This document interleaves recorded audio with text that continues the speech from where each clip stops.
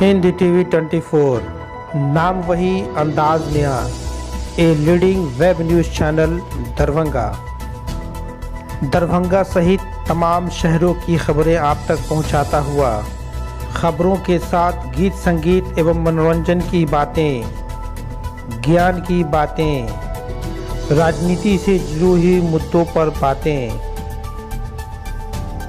राजनीति साक्षात्कार,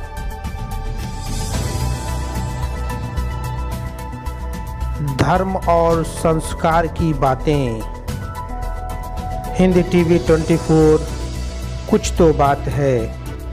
खबरों के साथ तमाम चीज़ों को देखने और सुनने के लिए हमारे YouTube चैनल को सब्सक्राइब करें और Facebook पेज को लाइक करें। तो चलिए देखते हैं कि आज हिंदी टीवी 24 पर ख़ास क्या है। हिंदी टीवी 24 नाम वही अंदाज नया।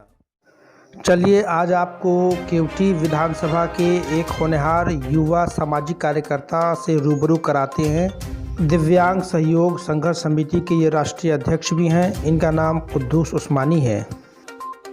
नमस्कार, आप देख रहे हैं हिंदी टीवी 24। जैसा कि मैं अपने दर्शकों को हमेशा बताता रहता हूं कि हिंदी टीवी 24 की कोशिश होती है कि हम रोज़मर्रा की खबरों के साथ साथ सामाजिक सरोकार से जुड़ी हुई खबरें हैं वो भी आप तक पहुंचाएं। जैसा कि मैंने अपने दर्शकों को बताया कि केवटी विधानसभा दरभंगा जिला का एक अलग ही पहचान रखता है। उस विधानसभा से जुड़े हुए मुद्दों पे आज हमारे साथ इस विधानसभा के जो अस्थायी निवासी हैं कुद्दूस उस्मानी साहब आज हमारे साथ जुड़े हैं इस मुद्दे पे बात करने के लिए। मैं आपको बताता चलूं कि कुद्दूस उस्मानी साहब की अपना एक इतिहास रहा है। सामाजिक कार्यकर्ता के साथ साथ ये लोजपा से भी जुड़े हुए हैं और दिव्यांग सहयोग संघर्ष समिति के राष्ट्रीय अध्यक्ष भी हैं, जो लगातार दिव्यांगों को लेकर के हमेशा अपनी आवाज़ उठाते रहते हैं। अभी हाल ही में इन्होंने एक याचिका यहाँ के जो स्थानीय एमएलए हैं श्री बादल सिद्दीकी साहब उन तक पहुँचाया था कि उनकी इस आवाज़ को विधानसभा में उठाया जाए और लॉकडाउन की वजह से ये बातें विधानसभा तक नहीं पहुँच पाई। लेकिन दिव्यांगों को लेकर के हमेशा ये संघर्ष करते रहते हैं, सामाजिक मुद्दों को भी लेकर के संघर्ष करते रहते हैं। आज हमारे साथ ये जुड़े हैं, हम आपसे उनकी मुलाकात करवाते हैं, बातचीत करवाते हैं।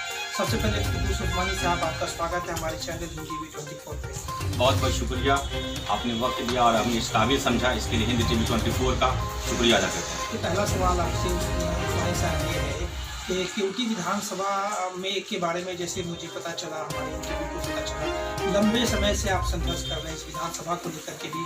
कई ऐसे काम हैं जो आपके माध्यम से किए गए हैं और ख़ास करके आप जिस बैनर से जुड़े हुए हैं दिव्यांग सहयोग संघर्ष समिति, इस मुद्दे को लेकर भी हमेशा आप सवाल उठाते रहते हैं। और क्या क्या अभी तक आपकी उपलब्धि हुई, संक्षिप्त में आप हमारे दर्शकों को बताएं। दिव्यांगों की समस्या के समाधान के जो अब तक सरकार ने व्यवस्था की वो नाम मात्र है। उसमें सबसे बड़ी समस्या है आज के डेट में दिव्यांगों की चुनावी प्रक्रिया में कम से कम 10% सीट दिव्यांगों के लिए आरक्षित किया है। 21 तरह के दिव्यांग हैं पूरे देश में और 21 तरह के दिव्यांगों को सरकार दिव्यांग मानती है और इसलिए मैं सरकार से अनुरोध करता हूं कि 10% सीट दिव्यांगों को, सिर्फ दिव्यांगों के चुनाव लड़ने की अनुमति मिले, वहां दिव्यांगों के लिए आरक्षित हो, वहां सिर्फ दिव्यांग चुनाव लड़ सके। जैसा कि हम अपने दर्शकों को बताते चलें कि उस्मानी साहब लोजपा के प्रदेश महासचिव भी हैं और कई पदों पर ये रह चुके हैं और लोजपा की सरकार, गठबंधन की सरकार भी मौजूद है। एक चीज़ उस्मानी साहब नहीं समझ में आ रहा है कि जब आपकी सरकार है, आप लगातार संघर्ष कर रहे हैं, फिर भी आपकी आवाज़ वहाँ तक नहीं पहुँच पा रही। क्या कहना चाहेंगे इसके बारे में? नहीं, हम अपनी बात अपनी पार्टी के सुप्रीमो, हम तमाम लोगों के गार्जियन श्री रामविलास पासवान जी को अवगत कराया है। उन्होंने यकीन दिलाया था कि हम इस पर प्रयास करेंगे और लॉकडाउन होने की वजह से दोबारा हमारी उनकी सीधे तौर पर भेंट नहीं हो पाई है। जैसे भेंट होगी मैं फिर उनसे अनुरोध करूंगा कि तमाम लोगों के लिए, आपने पिछड़ों के लिए, अल्पसंख्यकों के लिए, दलितों के लिए काम किया है, उसी तरह आपको आगे बढ़कर दिव्यांगों के लिए काम करना होगा। और मैं चाहूंगा कि हमारी पार्टी के जो राष्ट्रीय अध्यक्ष हैं, युवा चेहरा हैं, विकास पुरुष के नाम से आज वो जाने जाते हैं, साफ सुथरी छवि के लोग हैं, श्री चिराग पासवान जी, कि इस बार जितना चुनाव एनडीए गठबंधन में सीट मिले लोजपा को, उसमें कम से कम 10 सीट पर जरूर दिव्यांगों को चुनाव लड़ाना चाहिए। पार्टी के राष्ट्रीय अध्यक्ष श्री चिराग पासवान जी को मेरा उनसे अनुरोध रहेगा, मैं उनसे अनुरोध करूंगा, मिलूंगा, विनती करूंगा। मतलब सीधा सीधी तौर पर आपको दिव्यांगों को लेकर के संघर्ष कर रहे हैं, उन राजनीति में भी उनकी सहभागिता होनी चाहिए, आप कहना चाह रहे हैं। आप भी दिव्यांग है और आपकी भी मंशा चुनाव लड़ने की है क्या? ऐसा कोई मौका, इरादा? नहीं, मैं तो लोजपा में 2002 से हूँ लगातार, तो ये फैसला तो आदरणीय श्री रामविलास पासवान जी को, पार्टी के राष्ट्रीय अध्यक्ष श्री चिराग पासवान जी को करना है, क्योंकि लोजपा केवटी में 2 बार चुनाव लड़ी है। एक बार 10,500 मत प्राप्त किया है जब हम अकेली चुनाव लड़े हैं, तो फिर दूसरी बार भी हमने चुनाव लड़ा है तो भी 14,500 मत प्राप्त किया, जो सिर्फ सिंगल चुनाव लड़े हैं, कोई गठबंधन में चुनाव नहीं ले रहे, लड़कर भी हमने 14,500 मत प्राप्त किया है।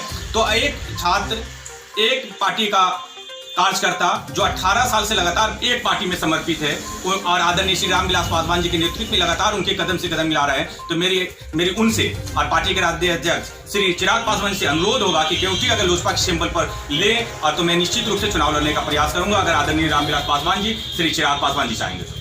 चलिए, मेरी शुभकामना आपके साथ है कि अगर मौका पार्टी देती है तो आप चुनाव लड़ें और जीते भी। और मैं अपने दर्शकों को बताना चाहता हूं कि श्री उस्मानी साहब हमेशा संघर्ष करते रहे, इनके मेहनत का एक नतीजा है कि यहाँ किरमा के पास जो है एक स्टेट बैंक की शाखा भी इन्हीं के मेहनत से आ पाई है। लगातार ये मेहनत से कर रहे हैं बिना किसी स्वार्थ। और अगर ऐसे कार्यकर्ताओं को पार्टी मौका देती है तो पार्टी की छवि और बनेगी ही। एक और सबसे सुलगती हुई सवाल है उस्मानी साहब, आपके केवटी विधानसभा में हमेशा से एक मुद्दा रहा, पिछले कई वर्षों से एक राजनीतिक मुद्दा रहा है, रैयाम चीनी मिल, जो हमारे मौजूदा विधायक भी इस मुद्दे पे चुनाव लड़े, लेकिन उन्होंने इस रैयाम चीनी मिल पे कोई पहल अभी तक नहीं किया। मतलब मोटा मोटी कहा जा सकता है कि रैयाम चीनी मिल चालू नहीं हो पाया। इस संबंध में आप क्या कहना चाहेंगे? देखिए, मैं एक दिव्यांग व्यक्ति हूँ, सीधे तौर पर साधारण नागरिक हूँ इस क्षेत्र का। जब मेरे 3 साल के अथक प्रयास करने के बाद एक बेहतरीन शाखा भारतीय स्टेट बैंक की खुल सकती है, तो माननीय सांसद महोदय हो या माननीय विधायक महोदय अगर चाहते, दिलो दिमाग से, ईमानदारी से संघर्ष करते, तो निश्चित रूप से रैयाम चीनी मिल खुल जाता। लेकिन मेरा ये पहला 2 प्रयास जरूर रहेगा, रैयाम चीनी मिल खुलवाना, और केवटी में एक भी महिला महाविद्यालय नहीं है। अगर मुझे कुछ अच्छा मिला और नहीं भी मिला तो भी ये मेरे मिशन में है कि मैं जैसे भारतीय स्टेट बैंक की शाखा मैंने फुल फ्लेजर शाखा पूरी तरह से खुलवाया है, उसी तरह रैयाम चीनी मिल और उसी तरह महिला महाविद्यालय को खुलवाने का अथक प्रयास करूंगा। मेरी जितनी समझ होगी, जितनी शक्ति होगी, उतना प्रयास करूंगा। एक और सवाल है, मैं अपने दर्शकों को इनसे सवाल पूछने से पहले मैं अपने दर्शकों से किसी तरह बताते चलूँ कि कई केवटी विधानसभा जो है वो दरभंगा ज़िला में आप कह सकते हैं कि मुस्लिम बहुल ये विधानसभा माना जाता है। यहाँ मुस्लिमों की लगभग 26% जो है आबादी है, उसके बाद यादवों की आती है। और यहाँ अभी पिछले अगर 20 साल का आंकड़ा उठाकर देखेंगे तो मुस्लिम और यादव को ही उम्मीदवार कई पार्टियां मिलकर के बनाती आई है। उसमें एक ये भी कैंडिडेट हैं, अगर पार्टी इनको मौका देती है तो निश्चित तौर पर इनको भी उम्मीदवारी बनती है।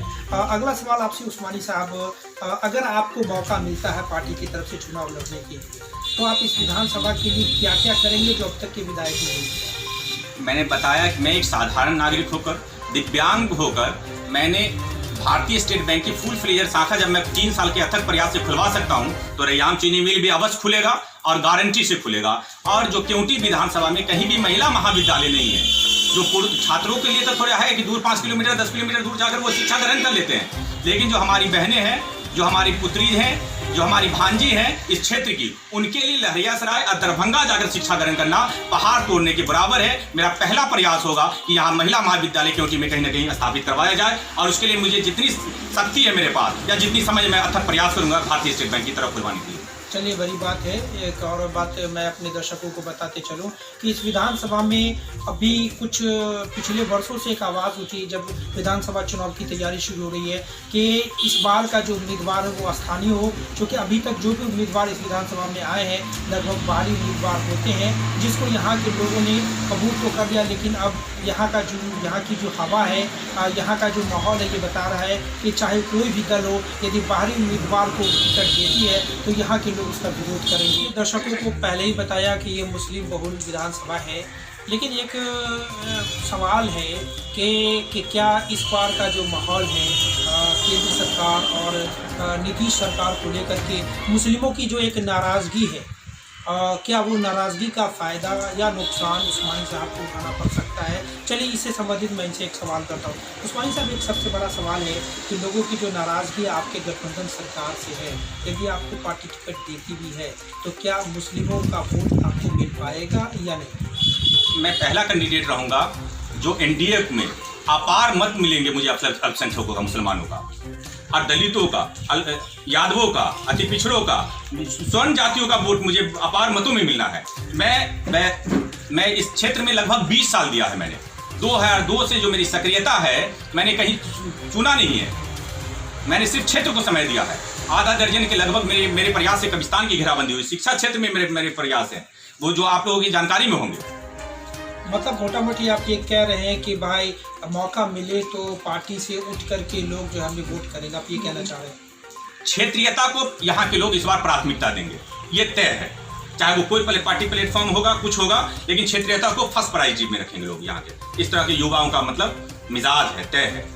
चलिए एक आखिरी सवाल चलते चलते कर लेते हैं। राजनीतिक गलियारों से एक सवाल छन करके आ रही है कि कुद्दूस उस्मानी साहब भले लोजपा से जुड़े हुए हों, लेकिन उनकी बातचीत लगातार वो राजद के जो प्रवक्ता है मनोज झा, बारिश सिद्दीकी साहब से लगातार आपकी बातचीत होती रहती है, इसमें क्या सच्चाई है, क्या कहना चाहेंगे आप? देखिए, मनोज झा दिल्ली विश्वविद्यालय के प्रोफेसर हैं, मैं वहाँ का छात्र रहा हूँ। मेरा graduation, post graduation MA political science Delhi विश्वविद्यालय से हुआ है। इस वे में वो श्री मनोज झा जी एक विचारधारा के लोग हैं, मैं भी एक विचारधारा का लोग हूँ, इसलिए उनका स्नेह मुझे प्राप्त रहा है, अवश्य प्राप्त रहा है, या वो मुझे सीधे तौर पे जानते हैं। लेकिन इस संबंध को पार्टी प्लेटफॉर्म के तौर पर अभी देखना उचित नहीं होगा। मतलब कि आप इस बात को कहीं न कहीं ये माना जाए कि अगर लोजपा आपको टिकट नहीं देती है तो कहीं न कहीं आप राजद का भी दामन थाम सकते हैं टिकट के लिए? नहीं, मेरा पहला और अंतिम प्रयास होगा कि मैं 18 साल मैंने लोजपा को दिया है, इसलिए लोजपा के सिंबल पर क्यों इसमें चुनाव लूँ। इनकी बातों को आपने सुना, इनके जज्बों को आपने देखा, इनकी भावनाओं को आपने समझा। अगर ऐसे युवा कार्यकर्ताओं को पार्टी मौका नहीं देती है तो